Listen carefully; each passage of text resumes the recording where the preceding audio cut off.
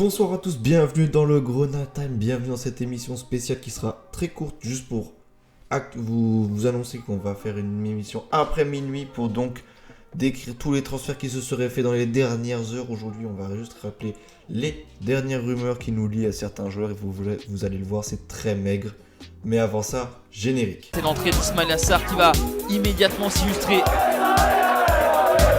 là, on est déjà à 3, hein, je peux vous dire 3. Et ça m'énerve. Ça m'énerve. Le titre de champion est fêté dignement à Saint-Symphorien. On a de très très maigres rumeurs, c'est très décevant et... ouais, enfin ça ne m'étonne pas puisque on n'a pas l'air conscient de la chance qu'on a et qu'il faut s'activer. Surtout qu'on a les liquidités hein, quand même, oui. Hein. Mais bon, on n'a pas l'air conscient qu'il nous faut des défenseurs et au moins, l'attaquant on l'a recruté. Mais... ouais, qu'il nous faudrait au moins des latéraux et des défenseurs. Je vous laisse aller regarder le podcast de nos besoins, même s'il sera obsolète, puisque on verra bientôt ce que le FC Metz a fait de ce mercato qui était une aubaine pour nous, qui se transforme en un énorme échec. On va voir ça tout de suite. Cette déclaration avait fait stupeur, la déclaration de John Williams, directeur sportif amiénois, qui avait annoncé au micro publiquement de Prime Video que Monsieur Dre aussi faisait la sourde oreille alors qu'il était apparemment son ami, bon ça on n'en sait rien, mais que ça fait 3 jours qu'il attendait un appel pour Ibrahima Niane qui ne viendrait donc pas rejoindre les rangs de Philippe Insberger à Amiens, qui a repris l'équipe, qui a fait un très bon résultat et qui nous colle au cul de manière spectaculaire. Donc c'est vraiment un concurrent au titre. Mais donc aujourd'hui, on a eu le dénouement de cette affaire, puisqu'on sait que Ibrahima Niane est prêté à Angers, qui est actuellement dernier de Ligue 1 avec 8 points, bon dernier de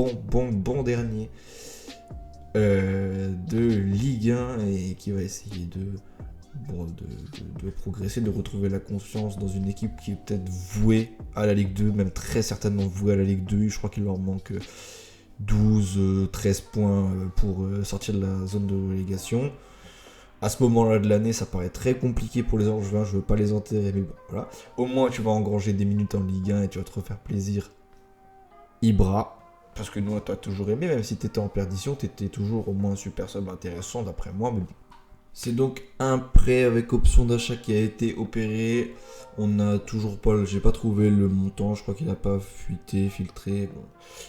Je suppose que c'est pas un prêt payant, au moins on aura de la masse salariale en moins, puisque ça devait quand même être un sacré salaire avec la prolongation de contrat qu'il avait fait, et puis surtout ses belles performances, c'était vraiment un bon joueur qui faisait bien le taf, et qui était bien revenu en Ligue 1 à un moment, mais bon voilà, il a eu les croisés. On te souhaite le meilleur Ibra. Donc ça nous fait encore une perte, malheureusement ça ne fait pas du tout nos affaires, ça fait même pas rentrer de liquidité, ça fait juste gagner de l'argent. Et surtout la communication, oh mais mesdames et messieurs, la communication autour de ce transfert.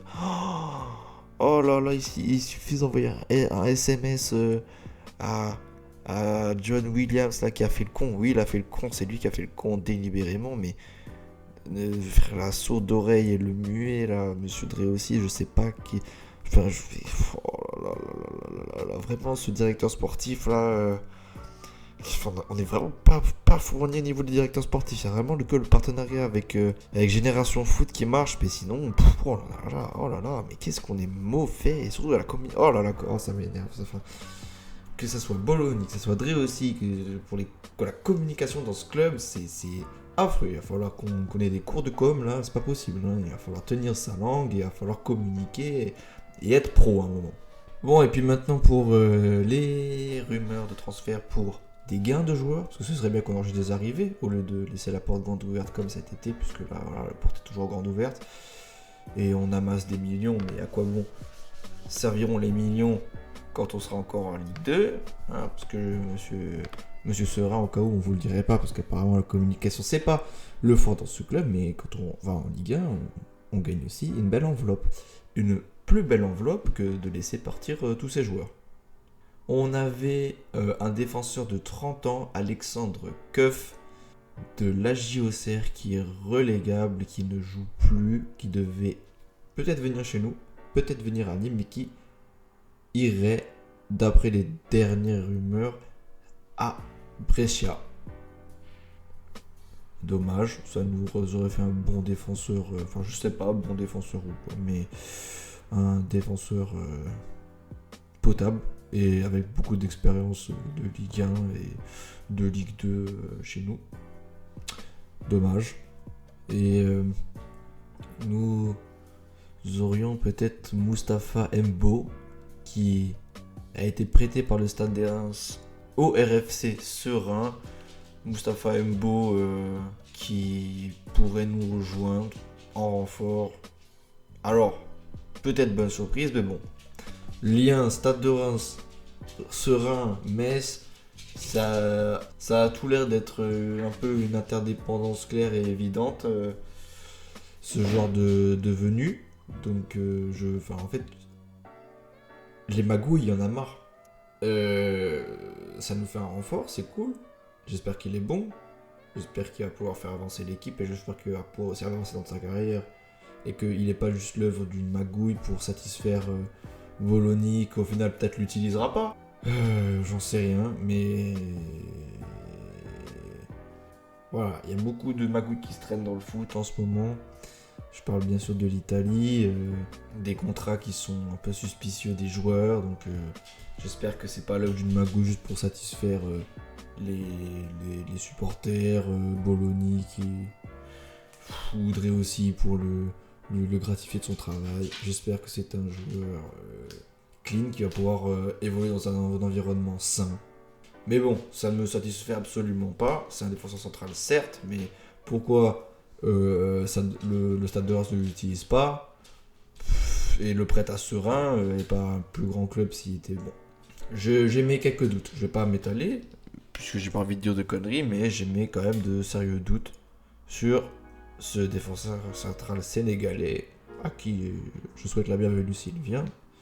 Mais bon, c'est relativement très maigre pour un dernier jour, une deadline day de mercato.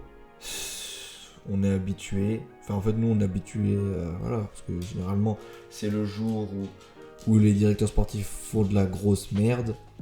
Généralement nous on n'attend pas la dernière journée pour faire de la merde, on a fait tout le mercato, on n'attend pas la dernière journée, non. Spécificité de Metz. Des fois on a des bonnes surprises de mercato hivernal, comme Lac Belzé, ça, si on profite de petits miracles comme ça qui viennent. Mais bon, ça n'a pas été le cas ce mercato, on attend encore, il est là, l'heure où je tourne, il est 18h. Il reste 3 heures pour faire des conneries ou nous sauver le cul. À vous de voir, mais bon. C'est pas en 3 heures qu'on va... Non, en 5 heures qu'on va régler un problème que vous pouviez régler déjà depuis le 1er janvier. Mercato horrible. Je fais une émission après minuit, soyez au rendez-vous, mais quelle direction de on a, hein. Quelle direction de à toutes les gars.